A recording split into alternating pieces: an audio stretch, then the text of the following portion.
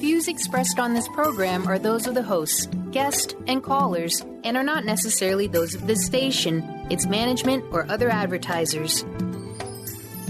You're listening to Transformation Talk Radio.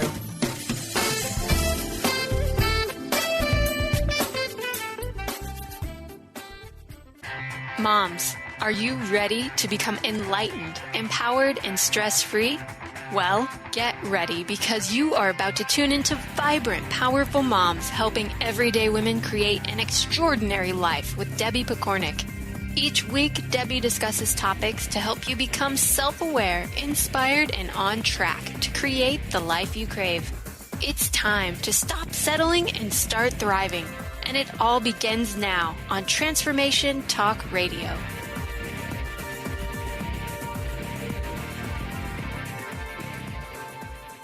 Welcome to the Vibrant Powerful Mom Show. I'm your host, Debbie Pokornik, and my mission is to help you create a life you love at work, at home, and at play. Last week, I finished reading my book, Break Free of Parenting Pressures, Embrace Your Natural Guidance, on my show. I began it in June, and today is the end of September. So it has been a 4-month project, which feels like a pretty long time to focus on one topic. Having said that, I didn't feel like I could leave it without doing one more show to wrap it up in some way. So today, I would like to give you a bit of background as to why I wrote this book, some tips to help you if you meet resistance in using it. And then I want to take whatever time's left to give you an example of how you might apply it by zeroing in on one specific challenge. So let's begin. I wrote my book, Break Free of Parenting Pressures, because I believe every parent will need support at some point in their parenting journey. And that doesn't mean that they're lacking in any way. It's just that they really deserve to get that kind of support. Our society right now is very judgmental and loves to point fingers at parents for, things that they've done, things they failed to do, things that they might do, things their child does that the parent failed to anticipate. I mean, it's a lot of pressure. Now, this kind of critical analysis tends to lead to feelings of anxiety, inadequacy, uncertainty, and often overreaction.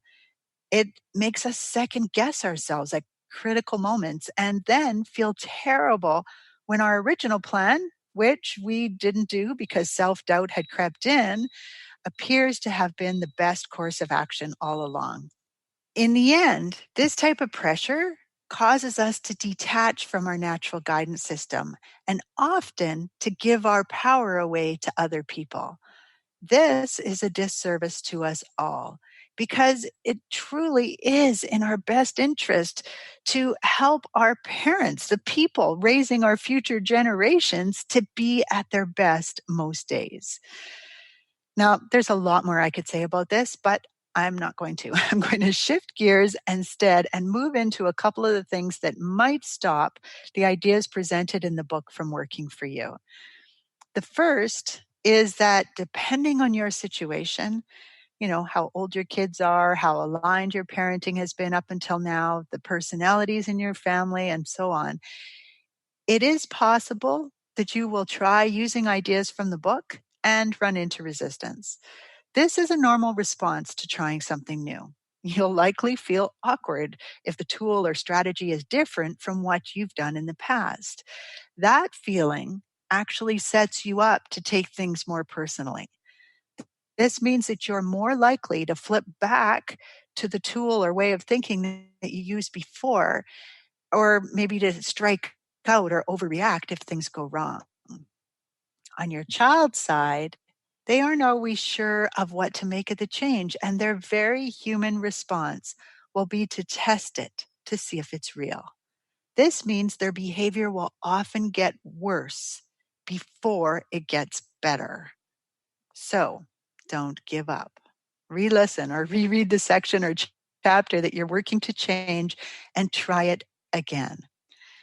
Now, one of the goals of this show, as well as the book, is to reawaken your own creativity. So if something doesn't feel right, if a tool I've shared just feels a little off to you or just doesn't click, Make sure that it's not because of a faulty belief you're holding on to. And if it's not, adapt it to fit you and your family. Use your creativity to make it work for you rather than taking everything I say or anything anybody says and just taking it when it doesn't feel right. Another reason things might not work for you will be because you've accidentally taken too much from the relationship and need to build up trust by giving a whole bunch back to it and then really limiting your withdrawals. This can be challenging to do, especially if you have a child who's in a difficult stage of life. But with patience, which really translates into calmness, it is very achievable. Overused or abused parent power is a common cause of this problem. So if you're uncertain, head back to that chapter and really think about how it might apply to your situation. Introducing change to your family, if your kids are older than 3, really, if they're younger than 3, you don't even have to introduce it as change. But that too can be a real challenge, and it often requires many open discussions to really be accepted. So keep that in mind anytime you're trying to do something new, and especially when you're trying to convince others to get on that ride with you. Make sure they know what you're doing, why you're doing it.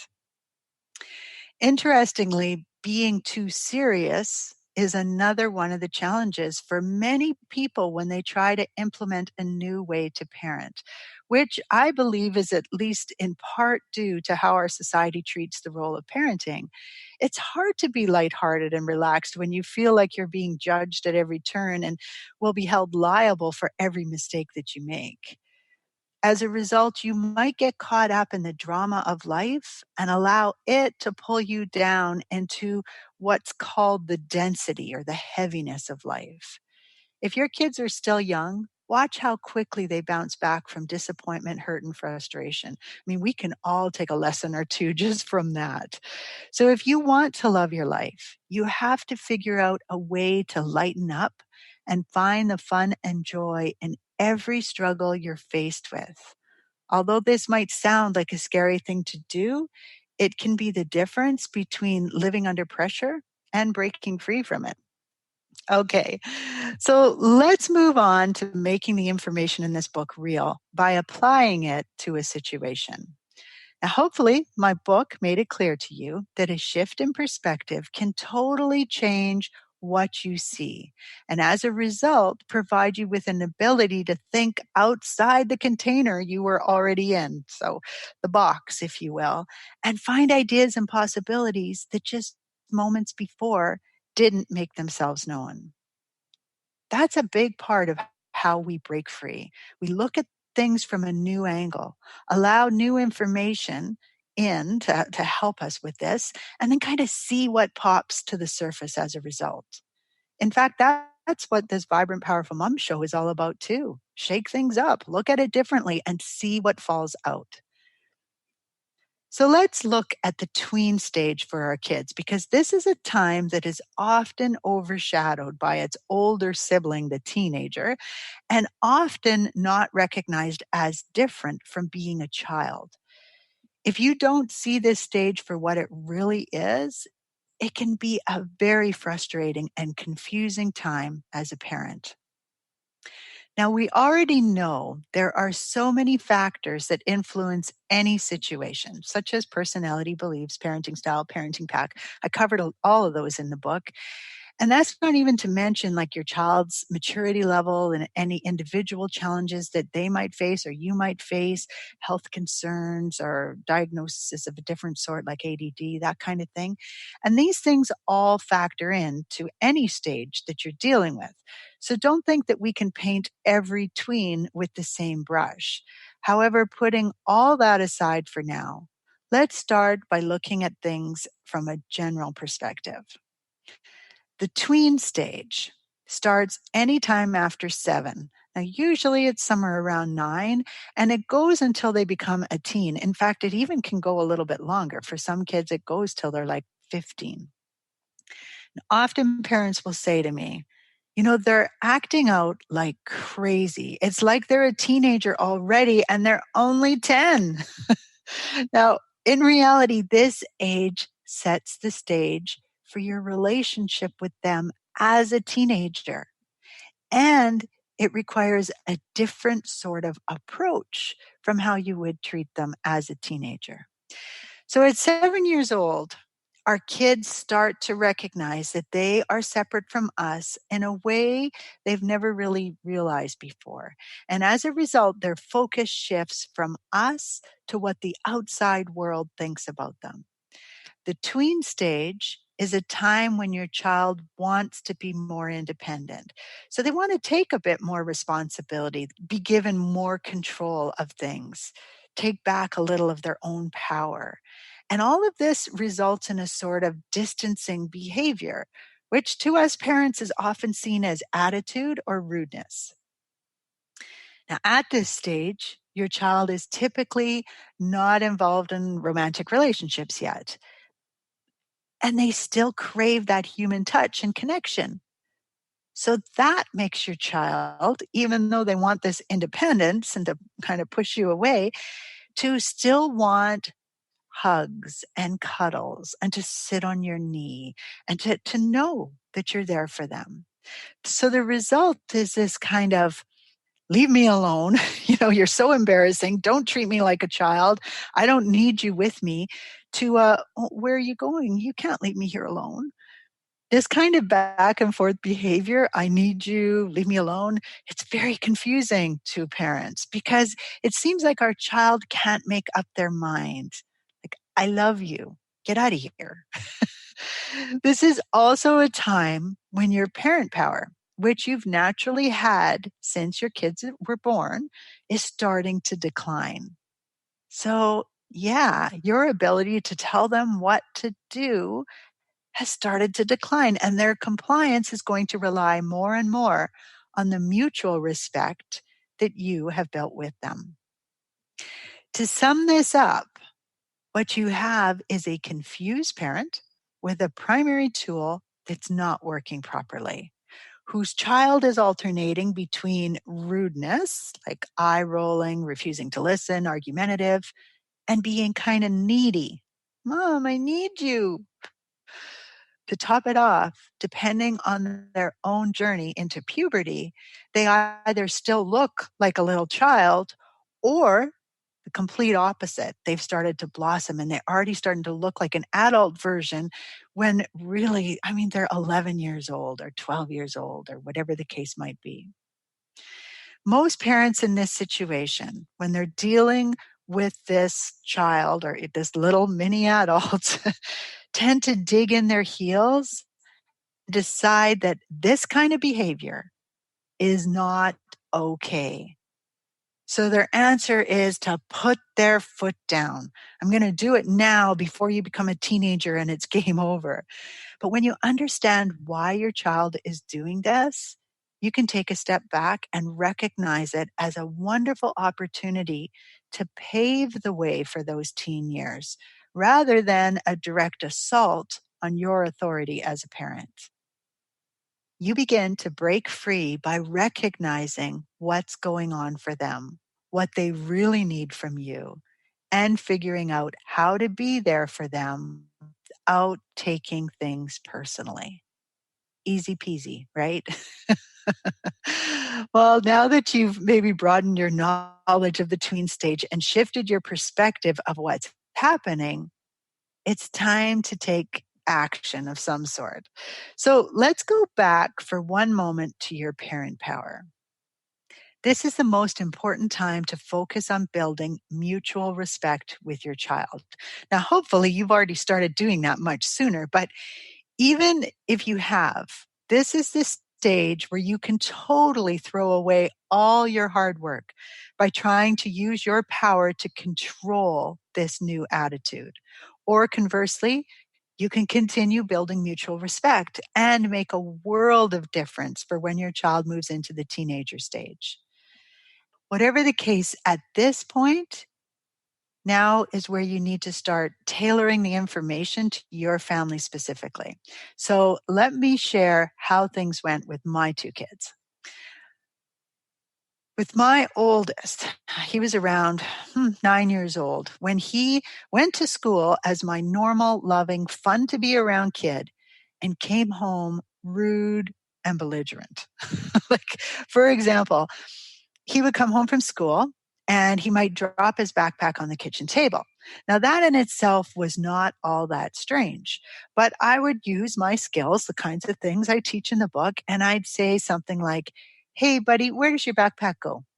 Now, in the past, he would kind of look at me, maybe give me a sheepish smile or a frustrated look, but whatever the case, he'd grab his backpack and put it away. At this stage, he actually like would look at me and maybe roll his eyes and go, "Duh," right where I put it. Now, I honestly thought the problem was the other kids at school. I mean, they were teaching my sweet child how to be rude and obnoxious. So in that moment, I pulled out the strategy I loved to use at that time, which was the do-over strategy. And I say, "Do you want to try that again?" Now, understand, my kids were very familiar with the do-over tool. We used it. They knew it. And he understood that if he replied in the same way, that there was going to be consequences. So rather than risk that, he might shoot me an angry look and, be very noisy about it, but he'd take his backpack and put it away. However, for the next week or two, we had all kinds of similar challenges like this. Now, they weren't all with the backpack, but there was lots of rude do-over opportunities. The last few that he actually kind of rejected and ended up taking the consequences instead. Now, that was not normal at all. And I realized something big was going on here and needed to be dealt with. So I knew that I needed to be the bigger person in this situation and put on my investigator's cap. This meant I had to come at things from a place of curiosity. So I waited until it was time to tuck him in because, he's still 9 years old. So we did a tuck in the evening. And after our normal routine of stories, talking about the day or dream planning or whatever it was, I hugged him, tucked him in, and then I said, "Honey, I've noticed that when you come home from school, you seem to be acting different. To me, it kind of feels like you're being mean and rude. And I don't think you intend to do that. But I'm wondering, is something wrong? Are you having problems at school? Or have I done something? Like, what's up?" Now, I don't remember exactly how he responded, but it was something like, "I don't know, Mom. I don't mean to be rude and I don't want to be mean to you. It just kind of comes out like that." This was a big moment for us. And so I acknowledged what he had just said and I thanked him for his honesty. And then I asked him what he thought we should do. I mean, to me, it didn't seem fair for him to have consequences when he really was just feeling confused. But at the same time, I told him it didn't seem fair that I should be treated badly either. So we talked about it. I offered suggestions of what I thought might be factoring in, like the pent up energy, because he was in higher grades now at school. So he was spending a lot of time sitting in class and not getting to run around as much. And then he had to sit on the bus before he got home. So I gave my perspective on that, but mostly I just let him share what was going on. Now, if I had to give this process a label, I'd call it free flow problem solving, which is loosely based on the idea process for problem solving that I share in the book. From this, we came up with a plan, first for the swirling energy, because he agreed. He had a lot of energy and he'd get home and, he'd just feel all antsy. So we talked about maybe going out and jumping on the trampoline as soon as he got home, or when it got cooler out, maybe heading down to the basement and having something down there he could do to burn off his energy. Some days we decided he might just need to say, "I need time for myself." Or maybe he needed to come in and actually ask for a hug. I can't really tell you exactly what the plan was because honestly, just by having this conversation, it brought it to our awareness and took most of the fight out of it. I can tell you that we created a code word. Now, I had raised him using 1, 2, 3 magic, but we were way done using that. So with 1, 2, 3 magic, I'm giving him 3 chances to change his behavior. In this case, we came up with a code word called thin ice. And all I had to do was say thin ice. I could work it into a sentence or I could just say thin ice, and he would know that he needed to change his behavior. Now, I definitely had to use it, especially at the start of the school years when he was like 9, 10, 11 years old. And, he would come home from school and this would come up every time at the start of the school year. And it was an exceptionally useful tool when he'd have friends over. And, they would kind of bring out that bravado in him because it let me tell him he was moving into dangerous territory without embarrassing him or even letting his friends know what was going on. So I could simply say, that seems like they're nice to me. And he could make the choice to change the way he was behaving.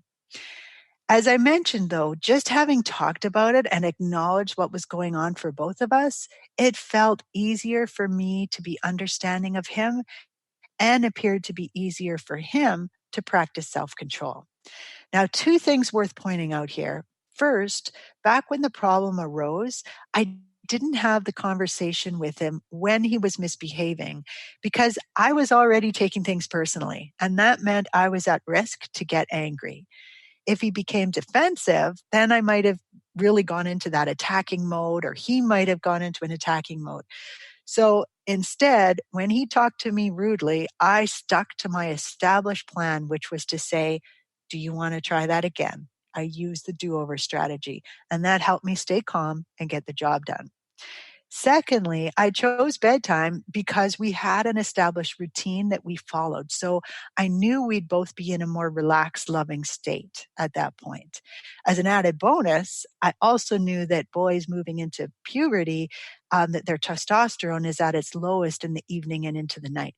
So that's a much better time to have this kind of conversation than earlier in the day around 3 or 4 when it's actually at its highest. With my oldest, this worked quite well. Now, my youngest felt like a totally different story. In fact, it was a story that I shared in the book about creating this club. And as I look at it now, it really was based on the same premise of sharing what was going on for both of us and allowing the freedom to go deep into that. But at that time, I actually thought it was about gender roles because at that time I thought I was dealing with a daughter and my child had been misgendered. So it was a very interesting thing to me that it felt so different. What was really different about it, though, was how deeply I allowed it to influence our relationship before stepping in and taking action. So, the most important things to take from this. Number one, what your child is going through is not personally directed at you. It might sound and look like it is, but if you can refrain from taking things personally and instead come at it from a place of curiosity and understanding, you will make it through this time quite easily and come out of it with a strengthened relationship rather than a strained one. Number two, in line with this, rather than judge, attack, demand they change, get clear on what you're feeling and why. Then state how their behavior is affecting you. Really listen to their side, acknowledge and respect their perspective, and take all that information into account when developing a plan for how to proceed. And number three, calmly and consistently enforce the plan you have created together, recognizing that it too will have to grow with your tween. Now, an important note, just because you now know their behavior stems from a normal stage of development doesn't mean you should give them a free pass when they behave badly. It's funny how once we come from a place of compassion, things don't feel like a big deal. So it's easy to let it go. But if you do this, you're saying that behavior is acceptable. The more consistent you are, the easier it is for others to understand and comply with the rules. Just to quickly show you what I mean, imagine that you're speeding down a highway one day and you drive past a cop, and the cop basically looks the other way. The next day, the same thing happens. So on the third day, you actually set your cruise at the higher speed, and again, the cop doesn't seem to care. But on the fourth day, the cop pulls you over and gives you a ticket. Can you imagine how confused and outraged you're likely to be? I mean, the truth be told, you were speeding every one of those days, and you get it. you deserved a ticket. But it's almost like the cop's behavior reinforced your misbehavior and that cop is partly to blame. So if your child breaks the rule, calmly and consistently follow the plan you put in place every time. It's fine to add in and out for your child. Like for my oldest, using thin ice helped him to know what was going on and he could change his mind about how he was behaving. But I still expected him to change his behavior immediately. And if he didn't, the consequences we had agreed upon would come into play. Finally, as you get closer to the teenager stage, your relationship shifts from parent to mentor. This means that it's a good time to ensure you aren't insisting their values or opinions align with yours, and instead open yourself up to hear what they are thinking and allow them to explore. They are preparing for the testing years, and part of that will involve questioning all they have internalized from you. So be clear on the rules and enforce those, but don't insist they think the same way you do.